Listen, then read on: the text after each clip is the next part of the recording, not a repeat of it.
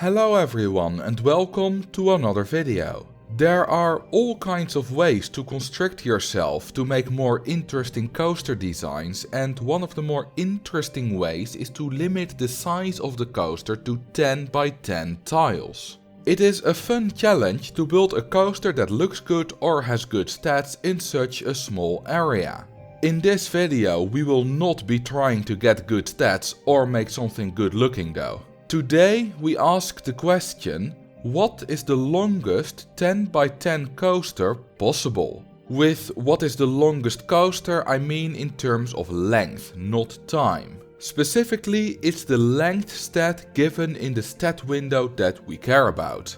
There is an exploit that allows you to get any length stat that you want, but that is not allowed as it is against the spirit of this challenge. Furthermore, you have to be able to save and rebuild the design on flat ground. This means that you cannot build underground or raise or lower the land. One last rule is that the entrance and exit buildings also have to be within the 10 by 10 area. In this video I will, among other things, discuss a few old Reddit posts, which are all linked in the description if you want to check them out. The story of the longest 10 by 10 coaster started about 10 years ago in 2011.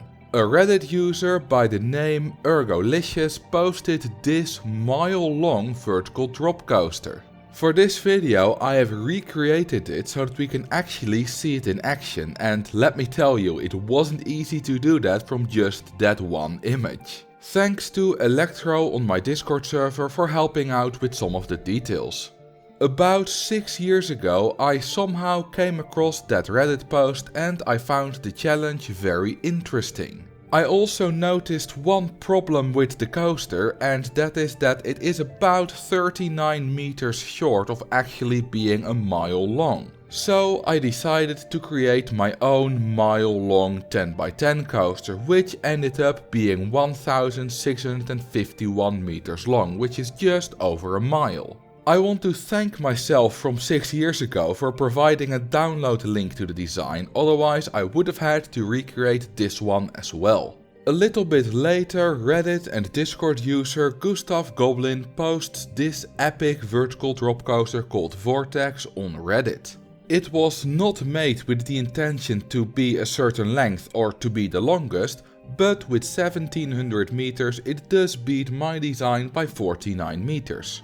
I was not going to let this stand, so I decided to take it up a notch by making a 10 by 10 coaster that is more than 2 kilometers long. These are the two designs that I built. The red and white coaster was my first attempt, and while with 2082 meters it is longer than 2 kilometers, I was not entirely happy with the extreme intensity rating. On my second attempt I did manage to keep the intensity under 10, but it is also a few meters shorter. You may have noticed that so far all that we have done is build interesting elements in a compact way and hope for the best. This can result in some fairly long coasters, but it will lose big time to a systematically optimized design. When I posted my second 2 kilometer long coaster to Reddit, I also included the longest 10 by 10 coaster that I could think of. This is the point where we finally start to use some optimization, and also the point where we stop caring about the intensity rating and it becomes purely about the length. The premise of this design is really simple. The chain lift goes up along the outside and the inner 8 by 8 tiles are taken up by 4 helix towers. Helixes are a really easy way to quickly and compactly add a lot of length, so this design is much longer than 2 kilometers. With 8,901 meters it more than quadruples the previous record. Part of the reason for this huge improvement is the fact that it's a gigacoaster, which by far has the highest support limit of all ride types. For this reason, all records after this have been achieved with the gigacoaster. A few months after I created the first somewhat optimized design, Reddit user Furpy McFrosting takes it one step further and makes this monstrosity called the monolith. The helix towers are pretty much the same as in my design, but the chain lifts are much longer. Instead of constantly going up with a gentle slope, the 4 chain lifts here are packed together as densely as possible. I say the helix towers are pretty much the same, but actually they are a bit different, which makes them longer than usual. The hitboxes of the helix track pieces are a bit smaller than you might expect, which allows you to put in a normal banked turn after every 2 helixes. Since this turn doesn't change the height, you now use a longer track to descend the same amount. For every 360-degree turn you add another 90-degree turn, so the helix towers are now 25% longer. This and the longer chain lift make the ride much longer at 11 kilometers and 240 meters. When doing the research for this video, I actually discovered that they made a big mistake and that this ride should be quite a bit longer. During construction something went wrong, as this coaster actually consists of 2 disconnected bits of track.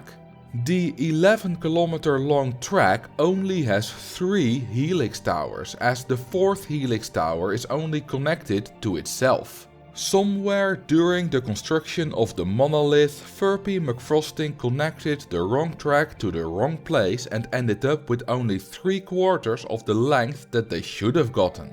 When I fixed this, the ride ended up with a length of almost 15 kilometers, which actually was not a new record.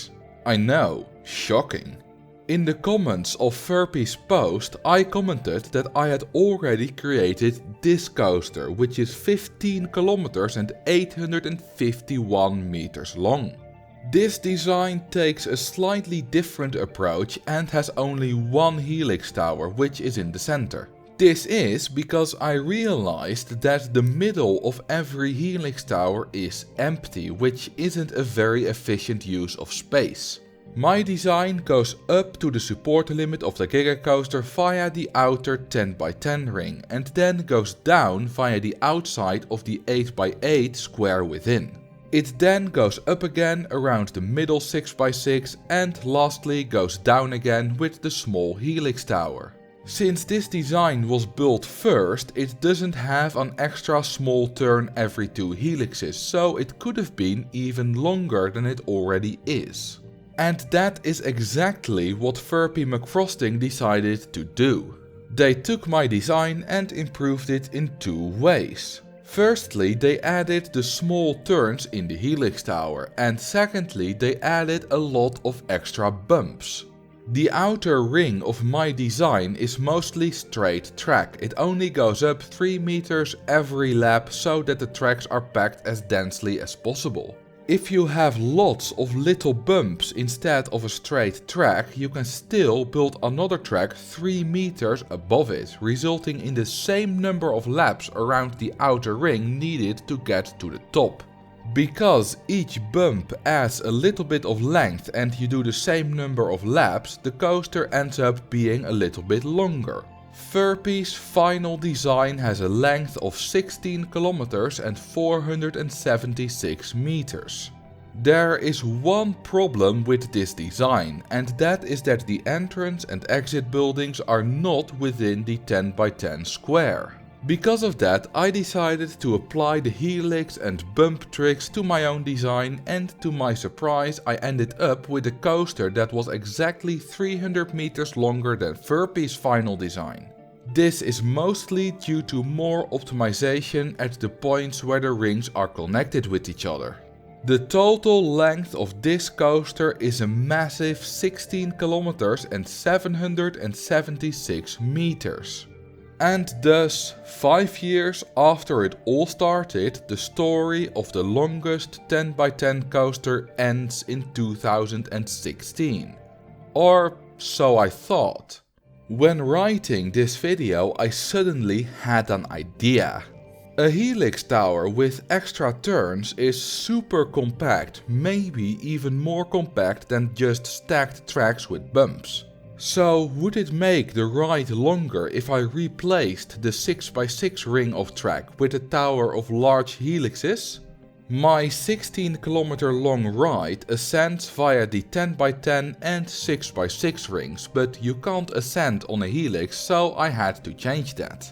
The new ride now first ascends on the outer 10x10 ring, it then goes down via the large helix tower, then goes up again via the 8x8 ring and lastly goes back down via the small helix tower. Now the big question is this ride any longer? The answer is yes. With a length of 17 kilometers and 236 meters, this is the longest 10x10 coaster ever created. You might also be wondering how expensive this massive coaster is. Well, I can tell you that it's yours for only €815,409, an absolute steal. Now this decade-long story really is finished, at least for now. There is a good chance that it is possible to beat this, and I invite you all to make an attempt to add another chapter to this story. I hope you enjoyed this more documentary style video. If you did, consider giving this video a like or leave a comment. You can also subscribe or follow me on Twitch. Thank you all for watching and I will see you in the next video.